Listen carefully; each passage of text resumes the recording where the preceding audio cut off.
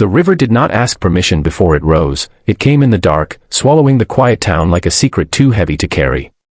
By the time dawn cracked the sky open over rural Tennessee, the streets looked like memories half erased, water lines drawn on walls like scars, shoes floating where front porches used to be, and a single truth beating in the chest of anyone who stood there watching. Life can change in one night, and sometimes the smallest kindness is the only bridge left standing. If you believe in kindness, in second chances, in the idea that one good decision can ripple outward and change a life, take a moment right now to like this video, share it with someone who needs hope, leave a comment, and subscribe to the channel so more stories like this can find their way to the right hearts. My name is Aaron Whitaker, and at that time I was 29, a maintenance worker who fixed what other people broke and kept my own life held together with duct tape and routine. I had learned to move quietly through the world, to keep my head down, to offer help without expecting much back. The flood found me on my way to work, sirens crying like warnings from a different century, the road cut off by water that looked calm until you watched it carry refrigerators and fences as if they were paper boats. I parked near the old bridge and joined the volunteers because it felt wrong to stand still while the town drowned. The air smelled like wet earth and gasoline, and every step felt heavier than the last. That was when I saw her on the embankment, shivering under a sycamore tree that had lost half its leaves. Her name was Grace Holloway, though I would not know it yet. She was holding her arms tight against herself, her hair plastered to her face, eyes red from cold and something deeper. The water had taken her clothes while she tried to save what she could from a trailer near the river, and what remained clung to her in tatters that did nothing to protect her dignity. There are moments when the world narrows, when you feel the weight of another person's fear as if it were your own, and this was one of them. I remember the sound of the river, steady and merciless, and the way the sky seemed to pause, waiting to see what I would do. I did not think of myself as brave. I thought of my mother, a woman named Ruth who taught me that decency was not loud but it was stubborn. I took off my shirt without ceremony, turned my back, and held it out like an offering, feeling the cold bite my skin and the heat of shame that did not belong to me. The moment stretched, quiet and fragile, and when she wrapped herself in it, something in her shoulders loosened, just a little. It was not heroism, it was human. Sometimes that is enough. We moved to higher ground with the others, a ragged line of neighbors and strangers carrying boxes of photographs, pets wrapped in towels, and whatever hope they could salvage. Grace walked beside me, clutching the shirt as if it were armor. She did not say much, and I did not ask. In disaster, words can bruise if they land wrong. The shelter at the high school gym smelled like coffee and bleach, and the lights hummed as volunteers handed out blankets and soup.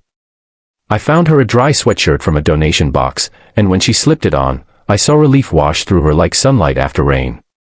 Over the next days, the town stitched itself together. The flood receded, leaving behind a map of loss that was impossible to ignore. I returned to the gym after work to help with repairs and cleanup, and Grace was there too, cataloging donations with careful hands. She had lost her home, her car, and a job that barely paid the bills, but she showed up every morning with a resolve that made me ashamed of every time I had complained about my own life.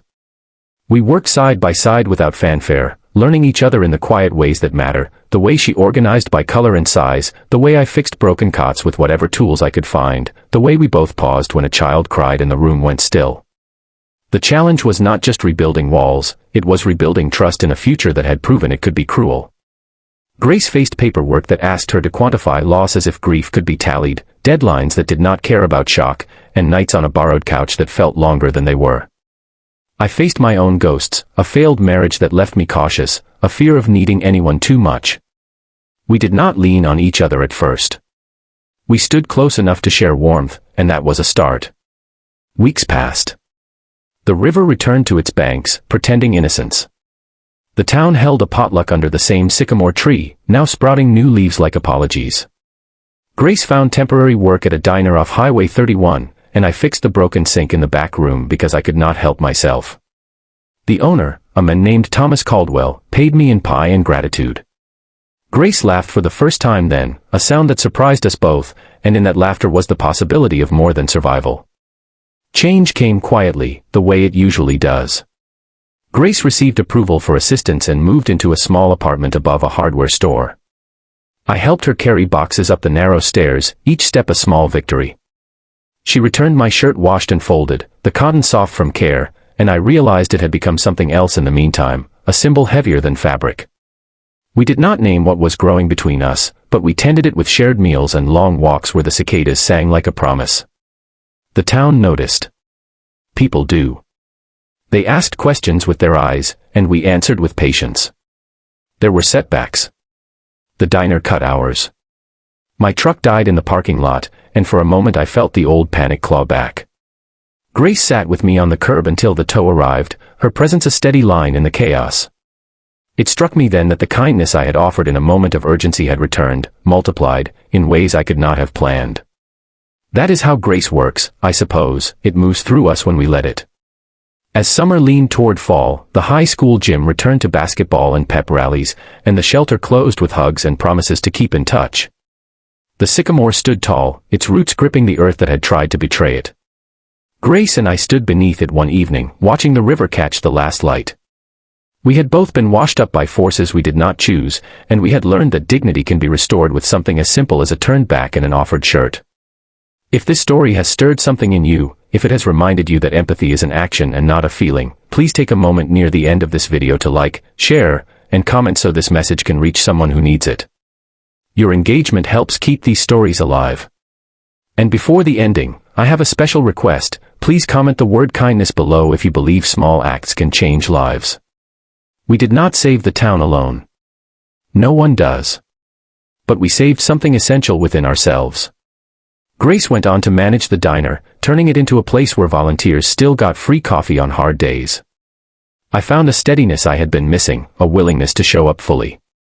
The river still runs past our town, beautiful and dangerous, a reminder that life will test us without warning.